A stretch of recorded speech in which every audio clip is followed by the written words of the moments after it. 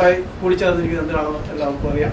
മരിയാസനെ കുറിച്ച് കേരളകൗമുദി പ്രസിദ്ധീകരിച്ച ഒരു ബുക്കിൻ്റെ പ്രകാശനം കല്ലറങ്ങാട്ട് തിരുമേനി ഇവിടെ നിർവഹിക്കുകയാണ്. അത് ഏറ്റവും അനുയോജ്യമായ കൈകൾ കൊണ്ട് തന്നെയാണ് അത് നടക്കുന്നത്. മരിയാസനത്തെക്കുറിച്ച് ഞാൻ പറയാതെ തന്നെ ഇവിടെ കൂട്ടിയിരിക്കുന്ന എല്ലാവർക്കും അറിയാം. വലിയ ബഹുമാനപ്പെട്ട പിതാവ് തന്നെ ഈ ബുക്കിലും പിതാവ് എഴുതിയിട്ടുണ്ട്. പാലാരൂപത എന്നും അല്ലെങ്കിൽ കത്തോലിക്ക സഭ പ്രത്യേകിച്ചും മരിയാസനെ എന്നും ചേർത്ത് പിടിച്ചിട്ടുണ്ട്. ആ നന്ദിയുടെ വാക്കുകൾ പലപ്പോഴും ശ്രീ സന്തോഷ് അവർ ഞങ്ങൾക്ക് മുമ്പിൽ വെളിപ്പെടുത്തിയിട്ടുണ്ട്. ആലംബഹീനരായിട്ടുള്ള ആളുകൾക്ക് വേണ്ടി ഒരു വലിയൊരു പ്രസ്ഥാനം നാലായി പ്രവർത്തിക്കുന്നു. അത് ആ ഒരു പ്രസ്ഥാനത്തെക്കുറിച്ച് ഒരു ബുക്ക് എഴുതാൻ സാധിച്ചു എന്നുള്ളത് കേരളത്തെ സംബന്ധിച്ച് ഏറ്റവും അഭിമാനകരമായ കാര്യമാണ്. സേവന പ്രവർത്തനം നടത്തുന്ന വ്യക്തിയാണ് സന്തോഷ് മരിയാസൻ. അദ്ദേഹത്തെക്കുറിച്ച് കേരളകൗമുദി ഇറക്കിയിരിക്കുന്ന ഈ പുസ്തക പ്രകാശന ചടങ്ങ് നടക്കുകയാണ്.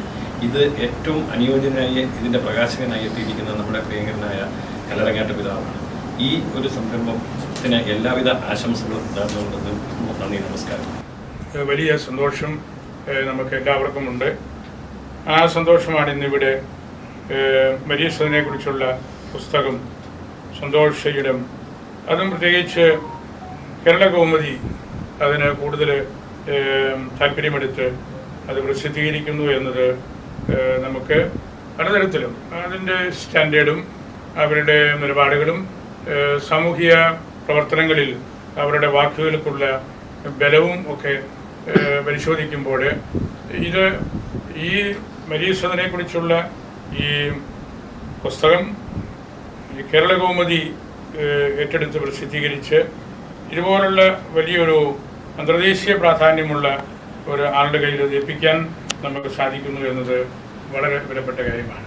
മരിയാസനും സന്തോഷിൻ്റെ കുടുംബവും അതിനോട് ഏറ്റവും അടുത്ത് പെരുമാറുന്ന എഞ്ചിനീയർ രാജി പാംബ്ലാനിയും തുടങ്ങിയ സാറുമാരെല്ലാമാണ് ഒക്കെയാണ് ഇവിടെയുള്ളത്. അവരുടെ ഒരു പ്രൊട്ടക്ഷൻ എനിക്ക് കൃത്യമായിട്ടറിയാം.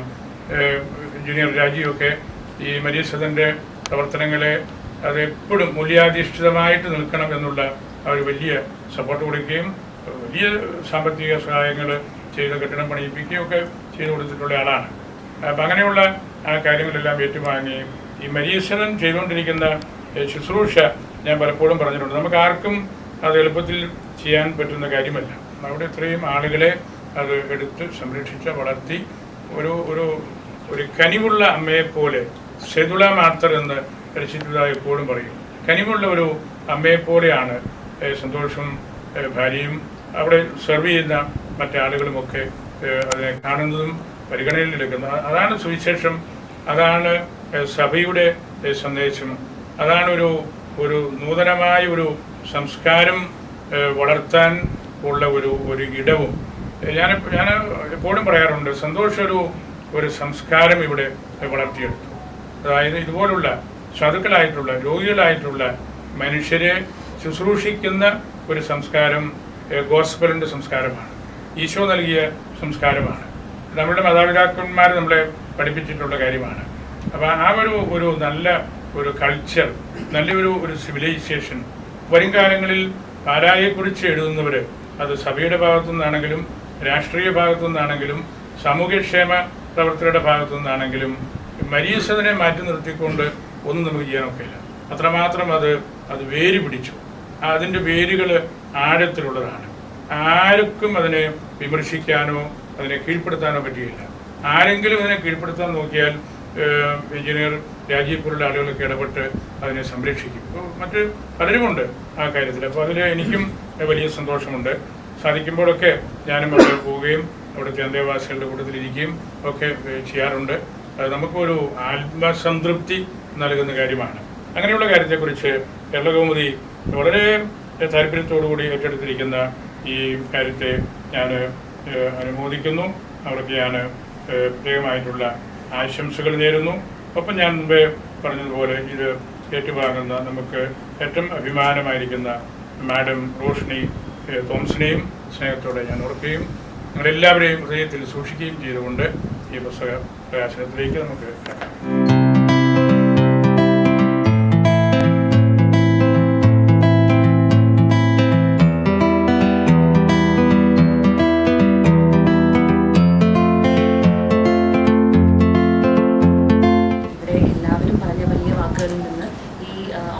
ഓർഗനൈസേഷൻ നമ്മുടെ സമൂഹത്തിലും പാലയിലും ഈ ഭാഗങ്ങളിലുമുള്ള അശരണരായ ആൾക്കാർക്ക്, സഹായരായ ആൾക്കാർക്ക് നൽകുന്ന സർവീസിനെ പറ്റി മനസ്സിലാക്കാൻ കഴിഞ്ഞതിൽ ഒത്തിരി സന്തോഷമുണ്ട്. മരിയ സദനത്തെ പറ്റി ഞാൻ കേട്ട ഏറ്റവും വേറിട്ടവും വ്യത്യസ്തവുമായ ഒരു കാര്യം എന്തെന്ന് പറഞ്ഞാൽ, അന്തേവാസികളായി വരുന്ന ആൾക്കാർ അവരുടെ റീഹാബിലിറ്റേഷനും പുനരധിവാസത്തിനും ശേഷം അവരുടെ കഴിവുകൾക്കനുസരിച്ച് അവരെ കൊണ്ട് കഴിയുന്ന രീതിയിൽ സ്ഥാപനത്തിൻ്റെ നടത്തിപ്പിലേക്കും അതിനെ ഉയർച്ചയിലേക്ക് നയിക്കാനും കോൺട്രിബ്യൂട്ട് ചെയ്യുന്നതായിട്ട് കേട്ടു. മറ്റൊരു സ്ഥാപനത്തിലും ഞാനിതധികം കേട്ടിട്ടില്ല. അത്രയും ആ സ്ഥാപനത്തിനോടുള്ള കൂറും അല്ലെങ്കിൽ ആ സ്ഥാപനത്തിനോടുള്ള നന്ദിയും അവർ തിരിച്ചു കാണിക്കുന്നത് ഒരു വലിയ മാത്രമായ കാര്യമായിട്ട് എനിക്ക് മനസ്സിലാവുന്നു. കാരണമായ സന്തോഷം, അതുപോലെ എല്ലാം കാരണമായ സുനിലിനൊക്കെ നന്ദി പറയാൻ, അതുപോലെ എബിയാണ് ഇതിൻ്റെ ഓർഗനൈസ് ചെയ്തിരിക്കുന്ന എബി ജോസിനെ എല്ലാവർക്കും അതിനുള്ള അഭിനന്ദനങ്ങൾ അറിയിക്കാൻ ഞാൻ ഈ അവസരം ഉപയോഗിക്കുകയാണ്. ഞാനിവിടെ ഈ കാര്യങ്ങളും പിതാവിൻ്റെ വലിയ വാക്കുകളും എല്ലാം കേട്ടപ്പോൾ ഈ പുസ്തകമൊക്കെ കണ്ടപ്പോൾ മനസ്സിൽ തോന്നുന്നത്, ഞാൻ തുടങ്ങുന്നതിൻ്റെ അടിസ്ഥാന ഏഷ്യാപ്രവാചകന്റെ പുസ്തകം 38 തന്നെയാണ്. വിശക്കുന്നവൻ ആഹാരം കൊടുക്കുന്നു, അവനെ രീതിയെ പിടിച്ചു, പത്നിയെ കുട്ടിക്കുന്നു, ദുഷ്ടതയുടെ കെട്ടുകൾ പൊട്ടിക്കുന്നു, അതല്ല യഥാർത്ഥ ഉപവാസം. അങ്ങനെ ഒരു പ്രാർത്ഥനയുടെ നിമിഷത്തിൽ തോന്നിയതാണ് ഇങ്ങനൊരു ജീവിതത്തിലേക്ക് വരാൻ കാരണം. മരിയ സ്ഥാനത്തിൻ്റെ പിതാവ്, എൻ്റെ പിതാവ് എന്ന് വിശേഷിപ്പിക്കാൻ ഇത്രയും യോഗ്യതയും അവകാശമുള്ള മറ്റൊരാൾ തെരേസ നല്ല ഉപദേശങ്ങൾ തന്നു, നിർണായകമായ നിമിഷങ്ങളിൽ പിടിച്ചു നിർത്തിയിട്ടുണ്ട്. അതിലെ കേരളമതി സുനിൽ എന്ന് പറഞ്ഞാൽ എൻ്റെ ഒരു പറക്കാത്തൊരു സഹോദരനാണ്.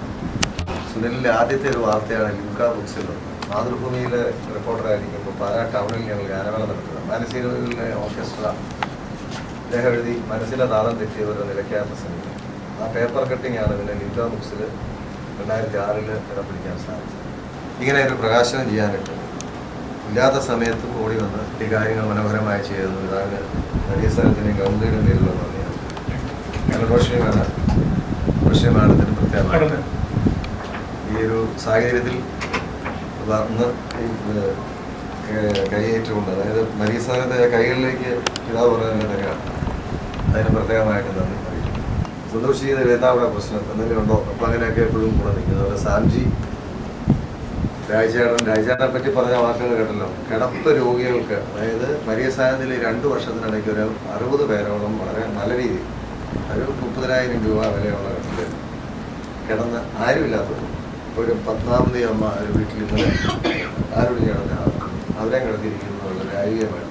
അങ്ങനെയൊക്കെ ചെയ്യാൻ കാഴ്ചപ്പാടുകളിൽ നമ്മളെ പറയുന്ന കാര്യങ്ങൾ മനസ്സിലാക്കാനുള്ളൊരു വലിയ ഹൃദയമുണ്ട്. 20 പേർക്കുള്ളൊരു വാർഡുകൂടെ പണിതുകൊണ്ടിരിക്കുകയാണ്. പ്രത്യേകമായ കാഴ്ചകൾക്ക് നന്ദി. അവരെ ഇവിടെ കൂടിയിരിക്കുന്ന എല്ലാവർക്കും പ്രത്യേകമായ നന്ദി.